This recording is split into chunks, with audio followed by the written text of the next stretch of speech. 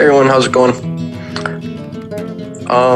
Today we're going to be kind of doing an overview of some of the steps to the alchemical process. So throughout the journey of understanding the synchronization of one's soul to one's higher self and how that operates in the body, the process that occurs is the flourishing of the 12 petals. So we have the 12-petaled lotus in the heart chakra, and because of that, in a similar way to a plant blooms its 12 petals, we also work on these 12 intelligent petals that blossom within us. Now, this happens naturally through life circumstances to everybody, whether consciously or unconsciously, and so people have a very difficult time becoming fully blossomed. But essentially, when one is self-aware of oneself and is working on the great work, they can kind of delve into the process and kind of become unified in it. It'd be like the alchemical laboratory being the human body.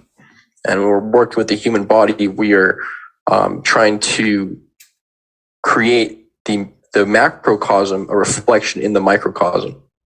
So what this means is we're going to take the 12 zodiac and the sun and relate the sun to our inner soul, the 12 zodiac to 12 cranial nerves, each of these 12 cranial nerves representing an alchemical process that takes place within.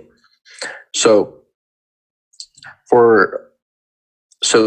we can relate this to the myth of the 12 labors of Hercules, as the trials and initiations of the soul as it incarnates into the physical dimension.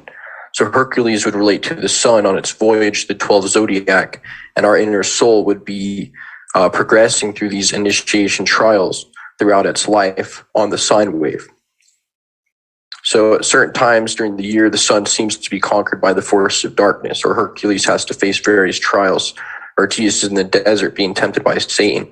When we're in our personal winter, dark night of the soul, and we're still working alchemically through self-observing and practice living in alignment, we are nourishing the sap that is going to help blossom those 12 initiations. So essentially, we have to master the whole zodiac. So you are the sun sign, you have rising sign, who you're striving to be, you're the mask you wear in public.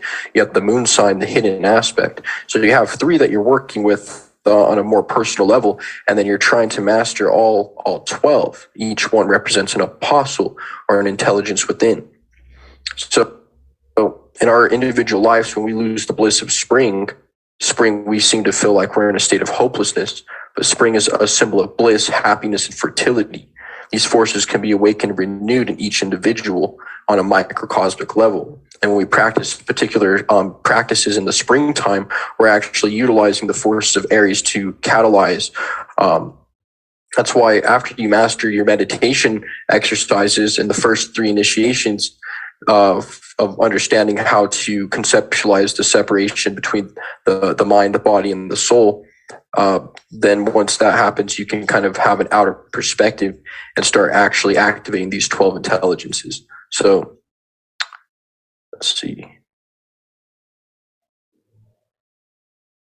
So the 12 stages accompanied by the 7 phases. So you're going through the 12, but because you're a microcosm, you have the 7 ways of how that interacts with you. 7 being form and like the material, the creation, and then 12 being the causal, the uncreated, the intelligence, and kind of the force. The 7 intelligent forces are rays that accompany the 7 planets, the 7 visible planets, and the 7 chakras. And that will all determine how this kind of process takes place and how you awaken the 12 through the 12 trials. So when we try to master Aries, we're mastering our individuality, or we're mastering Taurus, we're trying to individualize the fact that, okay, what do we have? What is it that we do with our physical bodies? How do we plow our field? How do we represent the energy of Taurus in our lives? What is it that we can do with our actual hands to create? And we have Gemini is mastering the art of communication, how to communicate the air element from your soul so that it is received correctly through all of the different human entities that are going to receive that. So when we become aware of the constant inner fire of consciousness, we're going through Aries, which is calcination. So I just want to share my screen really quick and go into the presentation.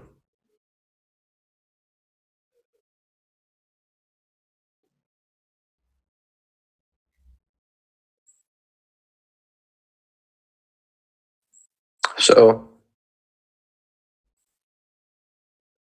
each sign of the zodiac represents like your soul. Like you can even see this is like the spiritual realm, and this is the material realm here, where it's like Libra through Pisces, kind of like material realm. We have the spiritual kingdom of heaven. You can also see this is like soul and matter. And you can see that in the beginning, and sometimes you can see like on a more literal level, that Aries represents like the birth of the soul on earth when it first acquires the I am. But you can also take it up to an anagogical level and say like, this is when the soul first emanated from the divine I am and went through all of its spiritual manifestations as it descended from the angelic hierarchies down into the material realm or the tomb to be resurrected. So the main point of today, especially since it's springtime, is to understand the mysteries of the resurrection and how the sun is born in Aries, reaches its maturation, it's at its highest point, begins to decline, dies, is entombed, and is resurrected. And that is an anagogical reflection of what we are going to have to experience naturally, scientifically, spiritually. Because as we can see, as we're born into matter, we have a very potent energy, and then that energy has a high point, begins to decline, and as we reach old age, we begin to manifest old man Saturn qualities, which is perfectly and naturally in harmony with the sine wave, but it's preparing us for the resurrection in spring. That resurrection in spring could be a completely new plane of existence. It matters what your internal resume or your internal biological aptitude acquires. Like in the Upanishads, it says, those who worship the ancestors go to the realm of the ancestors. Those who worship the demigods goes to the plane of the demigods. Those who worship all these different types of entities end up going to similar planes of consciousness. So imagine some of the nightmares or some of the negative places that could also be manifested. So as the alchemical Hercules or the hero has to fight these temptations, these demons, these inner initiations that continue to pop up on the journey. So as soon as the initiate or warrior starts on the path, he starts in Aries, the power of calcination. We have fire, the fire of purification. Calcination refers to thermal treatment of a solid chemical compound, whereby the compound is raised to a high temperature without melting under a restricted supply of ambient oxygen, generally for the purpose of removing impurities or volatile substances. This is the beginning of the path. This is when we're hermetically seeing our vessel. We're utilizing our breath and understanding that being conscious of our breath is the bridge between the conscious and subconscious realms. We're beginning to understand the defects and the impurities that and the habits and addictions that continue to pop up and bubble up to the surface as we're in the calcination process of meditation. The calcination of Aries representing I am. It's when you finally first recognize, oh crap, I'm not a body, I'm actually inside of a body, or maybe you could say like Bluetooth connected to a body. You know, like so that we don't have to feel like there's like that, you know, like the soul is on manifest, like totally, but we cannot deny this some type of connection with this physical body that wakes up every single day for the past some odd years to whoever has lived in this time space.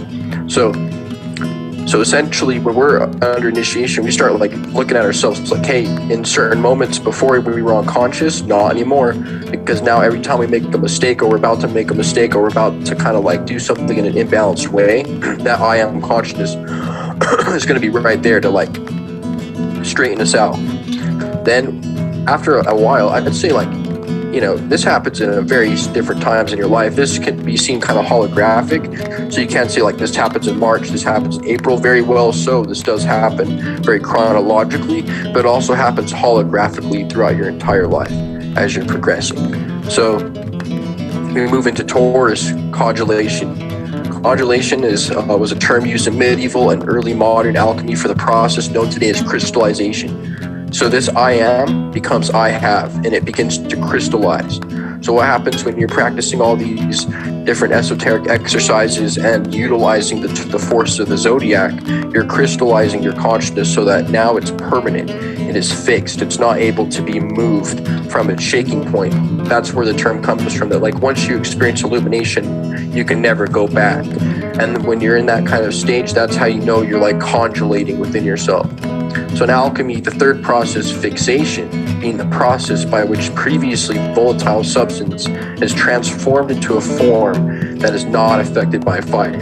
So by the third initiation, only by the third zodiac of Gemini, you've acquired the fact that if you've been practicing your meditations and saving the Philosopher's Stone and allowing your body to become an alchemical laboratory, by basically finding how you're here to serve the world, your identity, your purpose, the purpose that your zodiac has manifested the way it does, so that you're aligned perfectly to your highest purpose possible.